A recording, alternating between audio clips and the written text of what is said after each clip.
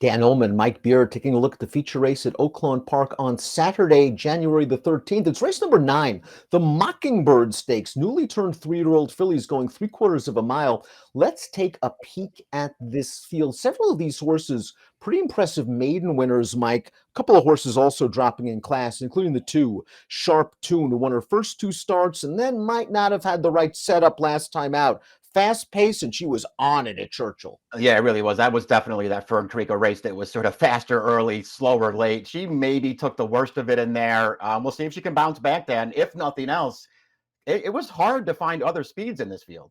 Perfect segue to our Timeform US pace projector, because there she is, Sharptune this time on the lead in a situation that could favor front runners. Completely different scenario than last time out, and Sharptune is versatile enough anyway to win from on the lead or off the pace. If the pace does heat up the 6th, Tanya Showers has the fastest Timeform US late pace rating. Breaking from the rail is Midshipman's Dance. This one looked pretty good, winning her debut over a wet track, going 6 furlongs at Oaklawn. I thought she ran well in this race, Mike. She took some money, bet down to 9-2, and she's got to come widest and fastest. A lot of times you don't see these first-time starters running hardest at the end. Yeah, I agree with you. I actually also liked the move that she just made around and just widest all the way around the turn, making up ground. And she just keeps coming down the outside here at the end. And she's eventually going to close this thing down. I really like this debut from this filly. And you know what? As a second-time starter, breaking from the rail, maybe on a fast track this time, don't be surprised if you get a little bit more speed out of her this time, too, because she didn't break that sharply first time out. Maybe she'll be better this time.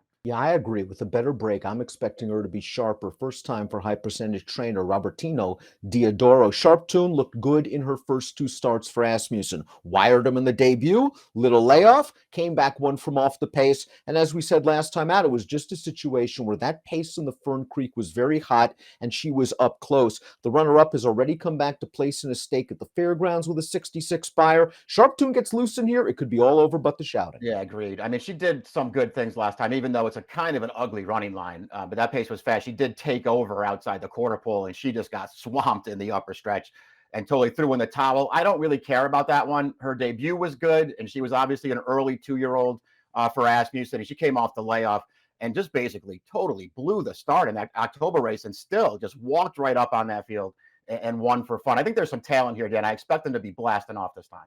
The 3 is Edis Crudes, a multiple race winner that just missed last time out at a huge price. It was her first race at Oaklawn Park, so she showed she could handle the surface just fine. And I thought the pace was pretty solid over a wet track. She was up there contesting it. Maybe she'll be the one that tries to go after the too early. I know she's won from off the pace twice, but it's nice to know that she can still run well if you're aggressive with her. Yeah, that's true. I mean, I didn't really know what to do with her. She certainly did run well last time. Ultimately, the more I looked at that race between her and Divine Gal, I thought maybe this horse had a little bit of a better trip, even though, because she was up close, but she was sort of riding that pocket around the turn. It looked like she was maybe going to finish far back in the field at the top of the stretch, but then she was coming again. I don't know, Dan, she ran fine in there. I suspect she's a good price in this race, so I won't knock her, but I'm probably betting somebody else. I'm not sure I want to sleep on the 4 Extreme Smoke Show just yet. I know she won her debut at Canterbury going 4.5. Questionable what she beat that day, but she did come right back and score at Keeneland at a decent price second time out. You can make the argument that maybe she was just in a little too tough last time out in that stake. The winner of that race came back to win the Fern Creek, beating Sharptune with an 86 buyer speed figure. And this is another one. It's too early to pigeonhole her as just a late runner that could be hampered by a lack of pace, because she did show a little speed in her debut. Agreed. I liked her debut. I liked her win at Keeneland from off the pace, but not like way off the pace. And I liked the way that she came with a run through the stretch there. And listen, she didn't run well last time. It just kind of looked like she was in over her head in a stakes race, where it just sort of feels like that field's a lot better than this field. I think she's going to run way better in the spot. Now, well, she's got a little bit of tactical speed. I'm not sure yet about the 5 Divine Gal, who looks like she's got some ability for a good trainer in Donnie von Hemel. 2 for 2 in her career, both races coming from way off the pace, including this win at Oaklawn over a wet track going 3/4 of a mile. And Crudes is going to finish second in here after pushing all the fractions. Divine Gal got a setup. I like the way she closes these horses down to win it. I do think this is a step up in class, though. I do too. And I don't know if it's going to set up the right way for her. She runs pretty well in here, though. That's a Crudes who's right to her inside right now. They were both sort of trying to make up the same amount of ground from the top of the stretch. And Divine Gale is just going to finish a little bit better here to get the job done. I thought she ran well. I just think this is a tougher race for her. Tanya Showers is the number 6. It took her 4 races to graduate. She did so, though, in her Oaklawn debut.